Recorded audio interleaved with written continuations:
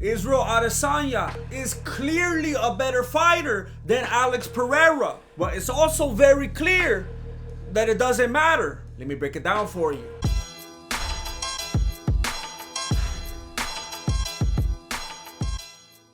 What's up, everybody? My name is Jesse, and I'm the founder and grandmaster of MMA, Mexican martial arts. And this video is sponsored by the back-friendly, from-pocket, RFID blocking Ridge wallet.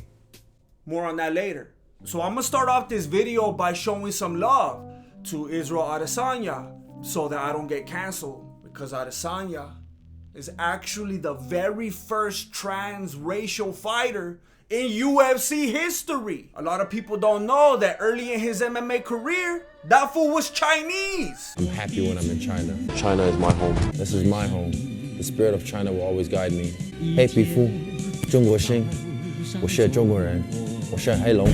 He's a demon dialect, right? Everybody know that demon dialect. He even called himself the Black Dragon. I am the Black Dragon. You have to call me Nighthawk. And it kind of sounded like he resented the color of his skin. Even if my skin is black, I still feel I'm the descendant of a dragon. That fool had a dream, but it was nothing like Martin Luther King Jr.'s. I have a dream about China. I guess we're still climbing that mountain.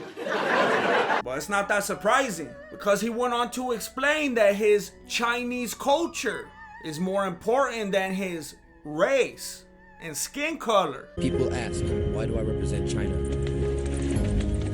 I think compared to race and skin color, it is the culture which makes us who we are, where we belong. However, it was not more important than his New Zealand culture. The moment he stopped fighting in China, even though he was dissing New Zealand when he was in China. When I was back in New Zealand, I was wandered and lost. I know what you're thinking.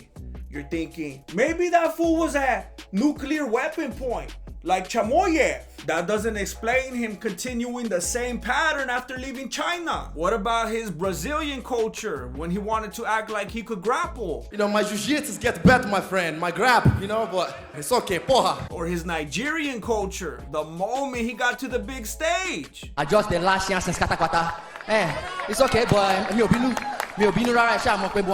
Why I don't understand any of your Chinese? Or his Mexican culture, when he decided to go off script. Because he's Mexicano. Hold on, I got that Mexicano with me too. Hold on, pause. You could come to your own conclusions, but I've never seen that kind of behavior from Dricus du Plessis. That fool was African, he's currently African, and he's gonna be African. Could you believe that fools were saying that he's not African just because he's not black? That's like saying that someone's not British just because they're not annoying. And Adesanya was acting like he was mad at du Plessis for being African. But then Adesanya was trying to be white.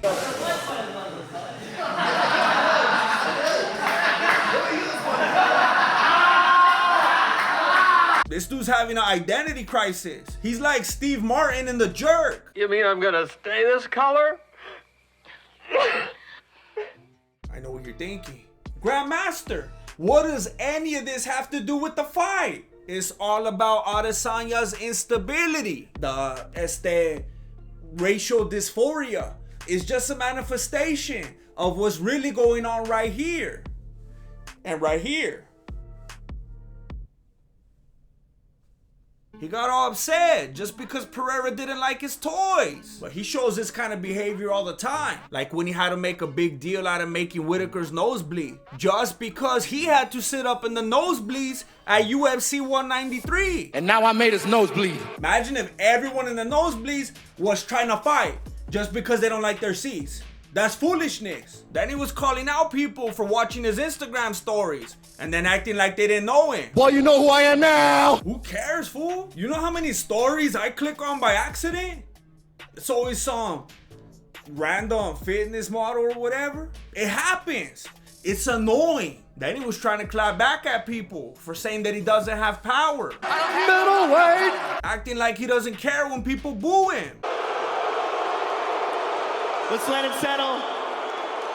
saying that he's the fastest man alive because people say that he runs too much. Fastest man in the world, baby. Overcompensating by telling the USADA guy how clean he is. You know me, cleanest athlete in the game. Getting mad at Ariel Hawani for implying that he needed to be humbled. Do you feel like you've been humbled? No, I've always been humble. Yeah, I know. I'm just wondering if you feel any differently about yourself. Nah. No. Any differently in what way? I don't know. You know, sometimes. Then he called out the clickbait media and tried to start a fight with John Anik. He's so boring. Blah, blah, blah, blah, blah. He's out of control. I like that fool better when he was Chinese. And there's much more. But this ain't Adesanya's insecurity documentary. I'm still working on that. This is a fight prediction. So let's talk about the fight. Are you ready? I went back and studied every Adesanya fight and every Pereira fight, which of course includes the trilogy. This method is basically MMA math, but better. In the Mexican martial arts community, it's known as MMA long division. I'm talking about leg kicks divided by left hooks, plus takedowns subtracted by cage work, carry the finger pokes. I can't see! Here's what I learned.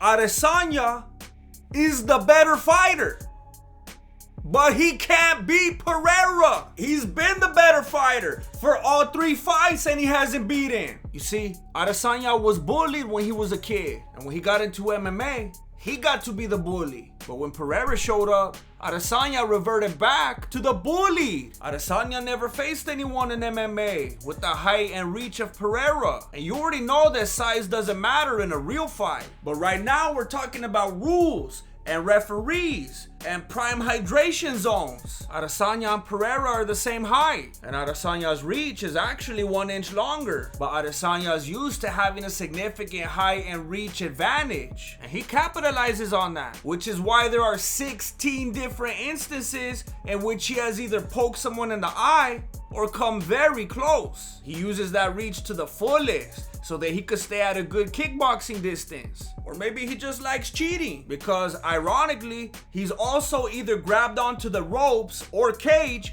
the same amount of times, 16, so that he could avoid bad positions and takedowns. And even though 16 seems like a lot of times to poke people in the eyes and grab onto the cage, there's an even higher number that Adesanya needs to worry about. The base of Adesanya's fighting is the leg kicks, and he does it so much that it becomes predictable. So predictable that his kicks have been caught 19 times, sometimes leading to takedowns. You already know that Pereira's watching tape on Adesanya. If he catches onto this pattern, then he could catch on to those patas. Even without kicks being caught, Adesanya has been taken down 30 times. He's only been in 25 fights. I don't know what the math is on that, but that's like more than 1 takedown per fight. And 11 of those times he gave up his back. If Adesanya goes into this fight doing the same thing that he's done for 25 fights, then as long as Pereira did his homework,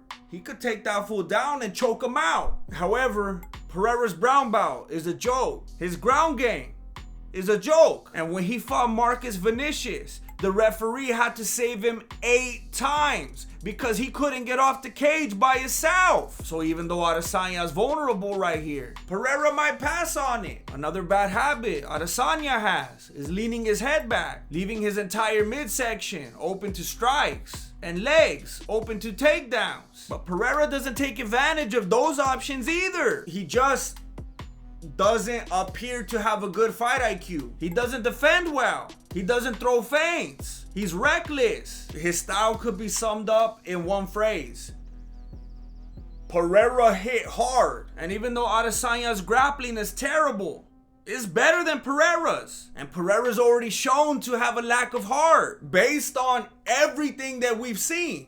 Adesanya should be able to beat Pereira. On paper, saying that Pereira could beat Adesanya is like saying that Derek Lewis could beat John Jones. No fighter has ever come back from such a deficit, and no fighter ever will. The only reason I think there's even a 1% possibility is because of something that Adesanya said one time. I realized that my dream will come true only when I'm in China. Maybe if they have the fight in China, he could win. Well, it looks like it's gonna be in Florida. It's pretty ironic. Apparently, Pereira gave up drinking so that he could start fighting. And now it looks like Adesanya is gonna give up fighting so that he could start drinking. Adesanya has all the attributes and the skills to beat Pereira. But Pereira has one very important thing. Adesanya's number. And that's all there is to it. Leg kicks and question mark kicks and footwork and feigning. And all that doesn't mean anything when some fools got your number. Plus, he's gonna be 30% better this time. And Glover's all fired up. He's taking this camp serious. Daquele cara lá, você acha que eu tô querendo ver essa merda, rapaz? Meu irmão. And then you got Counting Crows over there being a fanboy. And you know what? Good for him. Maybe that's what Adesanya's gonna need to get through another loss. Pereira can't make this weight cut for long. And he's gonna move up to avenge Glover. And then Adesanya could dominate at middleweight again until he faces the true African king, Dricus du Plessis. And you can't talk about kings without talking about the king of the wallet game, the Ridge Wallet. You've basically been walking around with Adesanya in your back pocket.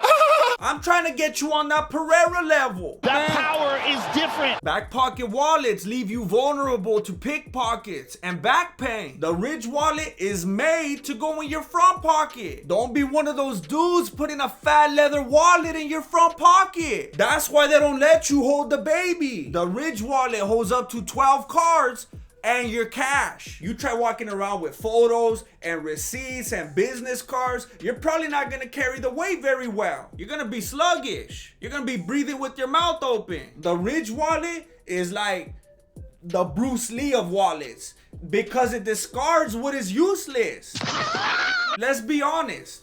This is a purse. I would not carry a purse. And I know that's probably bold and beautiful today, so it's probably a bad illustration. But if you don't want to be walking around with the purse, then I suggest you try this slim RFID blocking wallet by going to ridge.com/Voto and putting in the promo code VOTO for 10% off. Thank you for watching Mexican Martial Arts. Appreciate it.